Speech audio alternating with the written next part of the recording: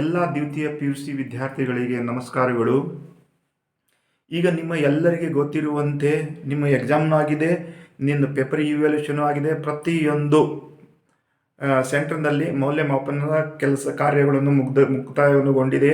ಈಗ ನಿಮ್ಮದು ಏನು ಇದೆ ಅಂದರೆ, ಈಗ ನಿಮ್ಮದು ಎಲ್ಲರದು ರಿಸಲ್ಟ್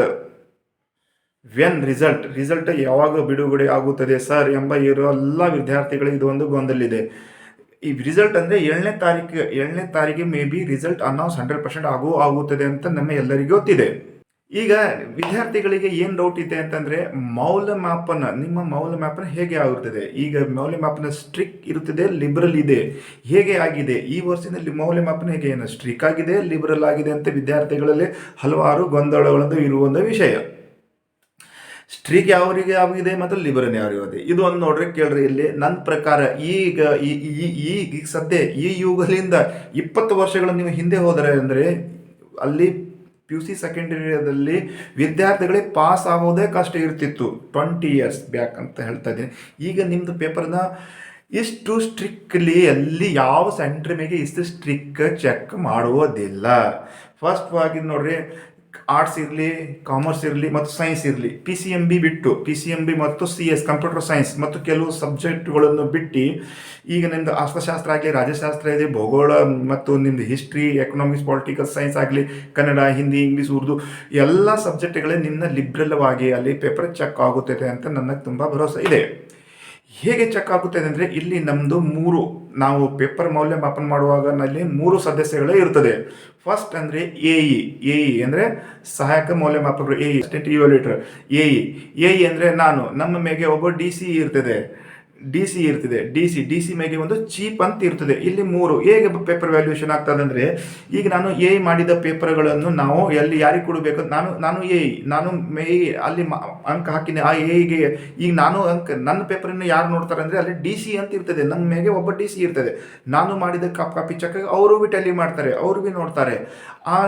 ಅವ್ರು ಹೇಳ್ತಾರೆ ಒಂದೊಂದು ಸಲ, ಈ ವಿದ್ಯಾರ್ಥಿಗಳಿಗೆ ಇಷ್ಟು ಮಾರ್ಕ್ಸ್ ಬರಬೇಕು, ಈ ವಿದ್ಯಾರ್ಥಿಗೆ ನೀವು ಸ್ವಲ್ಪ ಇದನ್ನು ಸ್ಟ್ರಿಕ್ಟ್ ಆಗಿ ಚೆಕ್ ಮಾಡಿದ್ದೀರಿ, ಇದನ್ನು ಲಿಬರಲ್ ಮಾಡ್ರಿ ಅಂತ DC ಅವರೇ ಹೇಳ್ತಾರೆ ನಮಗೆ.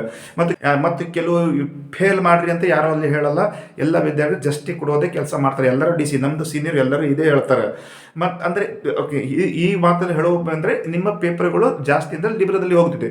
ಈಗ ಸ್ಟ್ರಿಕ್ದಲ್ಲಿ ಯಾವ ಪೇಪರ್ ಹೋಗ್ತಿದೆ, ಇದು ಒಂದು ಇದೆಲ್ಲ ಎಲ್ಲ ಲಿಬ್ರಲ್ ಅಂದರೆ ಎಲ್ಲರೂ ಪಾಸ್, ಎಲ್ಲರಿಗೂ ಔಟ್ ಆಫ್ ಅಂತ ಕೊಡೋದಿಲ್ಲ. ಅಲ್ಲಿ ಸ್ಟ್ರಿಕ್ ಅಂದರೆ ಯಾರಿಗೆ ಹೋಗ್ತದೆ ಅಂದರೆ, ಕೆಲವು ವಿದ್ಯಾರ್ಥಿಗಳು ಏನು ಮಾಡ್ತಾರೆ ಅಂದರೆ, ಶುದ್ಧಿ ಇರ್ತದೆ, ಅವರು ನಮ್ದು ಅಕ್ಷರಗಳು ನಮ್ಮ ಹ್ಯಾಂಡ್ ರೈಟಿಂಗ್ ಮ್ಯಾಗೆ ಅವ್ರು ಏನಂತ ತಿಳ್ಕೊತಾರೆ, ನಮ್ದು ಔಟ್ ಆಫ್ ಬರ್ತದೆ ಅಂತಂತಾರೆ. ಅವರು ಮನಸ್ಸು ಬಂದಾಗ ಅಲ್ಲಿ ಓದೊಳಗೆ ಒಂದು ಉಲ್ಟಾ ಸುಲ್ಟಾ ಏನಾದ್ರೂ ಕಥೆಗಳನ್ನು ಬರ್ಬಿಡ್ತಾರೆ. ಅವ್ರು ಏನು ತಿಳ್ಕೊತಾರೆ, ನಮ್ಮ ಅಕ್ಷರ ಮ್ಯಾಗೆ ನಮಗೆ ಔಟ್ ಆಫ್ ಕೊಡ್ತಾರೆ ಅಂತ ಹೇಳ್ತಾರೆ. ಅಂಥ ವಿದ್ಯಾರ್ಥಿಗಳಲ್ಲಿ ಪೇಪರ್ ಸ್ಟ್ರಿಕ್ಟ್ನಲ್ಲಿ ಹೋಗ್ತದೆ. ಅಲ್ಲಿ ಏಕೆಂದರೆ ನೀವು ಅಂತ ಕಾಂಟೆಕ್ಟ್ ಏನೋ ಬರ್ದಿಲ್ಲ, ನಿಮ್ಮ ಅಕ್ಷರ ಮ್ಯಾಗೆ ನಿಮ್ಮ ಸ್ವಲ್ಪ ಇದು ಇದೆ, ಕಾನ್ಫಿಡೆಂಟ್. ಅಕ್ಷರ ಅಲ್ಲ, ಅಕ್ಷರ ನಿಮ್ಮ ಸರಿ ಇದ್ದಿಲ್ಲ ಅಂದ್ರೆ ಬಿ ಅವ್ರಿಗೆ ಔಟ್ ಆಫ್ ಬಂದ್ಬಿಡ್ತದೆ ಅಲ್ಲಿ. ಮತ್ತು ಅಕ್ಷರ ಎಷ್ಟೋ ಶುದ್ಧ ಇದ್ದರೂ ಬಿ ಔಟ್ ಆಫ್ ಬರಲ್ಲ ಅಲ್ಲಿ. ಅಂದರೆ ಅಂಥ ವಿದ್ಯಾರ್ಥಿಗಳು ಸ್ವಲ್ಪ ಸ್ಟ್ರಿಕ್ಟ್ದಲ್ಲಿ ಹೋಗ್ತೀವಿ ನಾವು. ಅವರು MCQ ಎಲ್ಲ ರಾಂಗ್ ಮಾಡಿದ್ದಾರೆ, ಬಿಟ್ಟಿ ಸ್ಥಳಗಳು ತುಂಬಿರಿದೋ ಅವೆಲ್ಲ ರಾಂಗ್, ಹೊಂದಿಸಿಗಳನ್ನು ತುಂಬಿರಿ ಎಲ್ಲ ರಾಂಗ್ ಇದೆ, ಅಕ್ಷರ ದುಂಡಿದೆ ಅವು ಎಲ್ಲ ತಪ್ಪಿದೆ ಅಂದರೆ ಅವರಿಗೆ ಸ್ಟ್ರಿಕ್ ಆಗ್ತದಲ್ಲ. ಅಂಥ ವಿದ್ಯಾರ್ಥಿ ಸ್ವಲ್ಪ ಸ್ಟ್ರಿಕ್ ಅಂದರೆ ಮ್ಯಾಕ್ಸಿಮಮ್.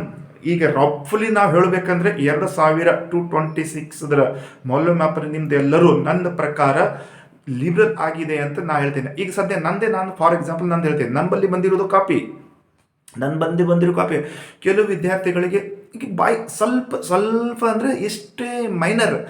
ಈಗ 79 80 ಬರಬೇಕಲ್ಲ, 79 ಮೈನರ್ ಮಿಸ್ಟೇಕ್ ಇದೆ. ಈಗ ಮೈನರ್ ಮಿಸ್ಟೇಕ್ ಇದೆ ಅಂದ್ರೆ ನಾನು ಅದು ಇದ್ದಿರೋ ಎರರನ್ನು ನಾನೇ ಕಟ್ ಮಾಡಿದ್ರೆ ಅಂದ್ರೆ ಅವ್ರು 79 ಹೋಗ್ತದಲ್ಲ. ಈಗ 17 ನಮ್ಮ DC ನಮ್ಮ ಸೀನಿಯರ್ ನಾವು ತೋರಿಸ್ತೇವೆ, ಸರ್ ಈ ವಿದ್ಯಾರ್ಥಿಗೆ ಸ್ವಲ್ಪ ಪ್ರಾಬ್ಲಮ್ ಬಂದಿದೆ. ಅವ್ರು ಹೇಳ್ತಾರೆ, ಲಿಬರಲ್ ಆಗಿ ಹೇಳ್ತಾರೆ, ಇಲ್ಲ ಈ ವಿದ್ಯಾರ್ಥಿ 79 ಮಾರ್ಕ್ಸ್ 78 ತನಕ ಬಂದಿದ್ದ, ಈಗ ಇವರಿಗೆಲ್ಲ ಸ್ವಲ್ಪ ಲಿಬರಲ್ ಆಗಿ ಚೆಕ್ ಮಾಡ್ರಿ, ಇವ್ರಿಗೆ ಔಟ್ ಆಫ್ ಕೊಡ್ರಿ ಅಂತ ಅಲ್ಲಿ DC ಅವರು ಹೇಳ್ತಾರೆ, ನಮ್ಮ ಇದ್ದಿರೋ ಸೀನಿಯರ್ ಹೇಳ್ತಾರೆ ಅಲ್ಲಿ. ಅದಕ್ಕೆ ಅಂದರೆ ನನ್ನ ಪ್ರಕಾರ ಅಂದರೆ, ನಿಮ್ಮ ಕಾಪಿಗಳು ಎಲ್ಲ ಸೆಂಟರ್ ಮ್ಯಾಗ ಎಇ ಮತ್ತು DC ಅವರು ನಿಮ್ಮ ಕಾಪಿ ಮೇಲೆ ಜಸ್ಟಿಸ್ ನ್ಯಾಯ ಮಾಡಿದ್ದಾರೆ.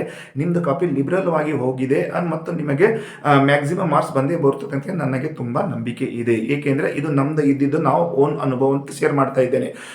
ಮತ್ತು DC ಮತ್ತು ಎಲ್ಲಿ ಕಾಪಿ ಹೋಗ್ತದೆ ಅಂದರೆ, ಅದು ರಿವ್ಯೂ ಕಮಿಟಿಗೆ ಹೋಗ್ತದೆ. ಮತ್ತು ಕಾಪಿ ನಾನು ಚೆಕ್ ಮಾಡಿದ್ದೀನಿ, ನಮ್ಮ ಸೀನಿಯರ್ ಚೆಕ್ ಮಾಡಿದ್ದಾರೆ, ನಾವು ಎರಡು ಚೆಕ್ ಮಾಡಿದ ತಕ್ಷಣ ಅದು ರಿವ್ಯೂ ಕಮಿಟಿ, ಆ ರಿವ್ಯೂ ಕಮಿಟಿ ಫೈನಲ್ ನಿಮ್ಗೆ ಔಟ್ ಆಫ್ ಅಂತ ಫೈನಲ್ ಡಿಸೈಡ್ ಮಾಡ್ತದೆ. ಅದಕ್ಕೆ ನಿಮ್ದು ಬೋರ್ಡ್ ಮಾರ್ಕ್ಸ್ ಇಟ್ಟಂದ್ರೆ ಔಟ್ ಆಫ್ ಬಂದೇ ಬರ್ತದೆ. ಇಲ್ಲಿ ಮತ್ತೊಂದು ಟೆಕ್ನಿಕಲ್ ಮಾತು ಏನಂತಂದ್ರೆ, ಇಲ್ಲಿ ಈ ವ್ಯಾಲ್ಯೂಟರ್ ನಾನು ಈ ವ್ಯಾಲ್ಯೂಟರ್ ಕೈದೊಳಗೆ ಎಲ್ಲ ಇರ್ತದೆ, ಎಲ್ಲ ಈ ವ್ಯಾಲ್ಯೂಟರ್ ಕೈದೊಳಗೆ ಇರ್ತದೆ. ಏನು ಮಾಡಬೇಕು ಏನು ಮಾಡಬಾರ್ದು ಈ ವ್ಯಾಲ್ಯೂಟರ್ ಕೈದೊಳಗೆ ಇರ್ತದೆ. ಈ ವ್ಯಾಲ್ಯೂಟರ್ ನೋಡ್ರಿ ಎಲ್ಲ ಸೆಂಟರ್ ಮ್ಯಾಗ ಬೇರೆ ಬೇರೆ ವ್ಯಾಲ್ಯೂಟರ್ ಇರ್ತದೆ. ಅವ್ರವ್ರ ಮಾನಸಿಕತೆ, ಅವ್ರವ್ರ ಮೆಂಟಾಲಿಟಿ, ಅವ್ರು ಏನು ಮಾಡ್ತಾರೆ ಅವ್ರ ಮ್ಯಾಗ ಹೋಗ್ತಾರೆ. ಕೆಲವು ವಿದ್ಯಾರ್ಥಿಗಳಿಗೆ ಕಾಪಿ ಸುಂದರ ಕಾಪಿ ಬರ್ತದೆ, ಒಂದು ಸ್ವಲ್ಪ ಮಿಸ್ಟೇಕ್ ಇದ್ರೆ ಆ ವ್ಯಾಲ್ಯೂಟರ್ದಾಗ ಏನಾದರೂ ಮಾಡಿ ಮುಂದೆ ಫಾರ್ವರ್ಡ್ ಮಾಡಿಬಿಡ್ತಾರೆ. ಮತ್ತು ಅದೇ ಅಕ್ಷರ ಶುದ್ಧಿ ಇದೆ, ಅವ್ರು ಏನೋ ಕ್ವಾಲಿಟಿ ಕ್ವಾಂಟಿಟಿ ಏನೋ ಕೊಟ್ಟಿಲ್ಲ ಅಂದರೆ ಅದು ಯೂನಿಟ್ ಮೇಲೆ ಹೋಗ್ತದೆ. ಮತ್ತು ಫೇಲ್ ಆಗೋರು ವಿದ್ಯಾರ್ಥಿಗಳಿಗೆ ನಂದು ಕಾಪಿ, ನಮ್ದಲ್ಲಿಗೆ ಎಷ್ಟೋ ಕಾಪಿ ಬಂದಿತ್ತು 20 ಮಾರ್ಕ್ಸ್ ಇದ್ದರೆ 24 ತನಕ ನಾವು ಹೇಗಾದ್ರೂ ಮಾಡಿ ಅವ್ರಿಗೆ ಪಾಸ್ ಮಾಡಿದ್ದೀವಿ ನಾವು. ಇದು ನಮ್ಮದು ಓನ್ ಅನುಭವ. ವಿದ್ಯಾರ್ಥಿಗಳಿಗೆ ಕೆಲವು ಗೊಂದಲ ಒಂದು ಕನ್ಫ್ಯೂಸ್ ಇರುತ್ತದೆ. ಅದಕ್ಕೆ ವಿದ್ಯಾರ್ಥಿ ಮಿತ್ರರೇ, ನಂದು ರಫ್ಲಿ ಹೇಳಬೇಕಂದ್ರೆ ಈ ವರ್ಷ ನನ್ನ ಪ್ರಕಾರ ಲಿಬ್ರಲ್ ಕಾಪಿ ನಿಮ್ಮ ಚೆಕ್ ಆಗಿದೆ ಅಂತ ನಾನು ಹೇಳ್ತೀನಿ. ಮತ್ತು ಎಲ್ಲ ಸೆಂಟ್ರ್ಗಳಿಗೆ ಲಿಬ್ರಲಿ ಆಗಿದೆ ಅಂತ ನಾನು. ಮತ್ತು ನಿಮಗೆ ಯಾರೋ ಫೇಲ್ ಮಾಡೋದು ಯಾರದ ಇಂಟೆನ್ಷನ್ ಇರಲ್ಲ ಅಲ್ಲಿ. ಅದಕ್ಕೆ ನಿಮ್ದು ಏನಾದರೂ ಡೌಟ್ ಇತ್ತು ಅಂತಂದರೆ ನಾನು ಇಲ್ಲಿ ನನ್ನ ಡೌಟನ್ನು ಕ್ಲಿಯರ್ ಮಾಡಿದೆ ಅಂತ ನಾನು ಅನ್ನಿಸ್ತದೆ.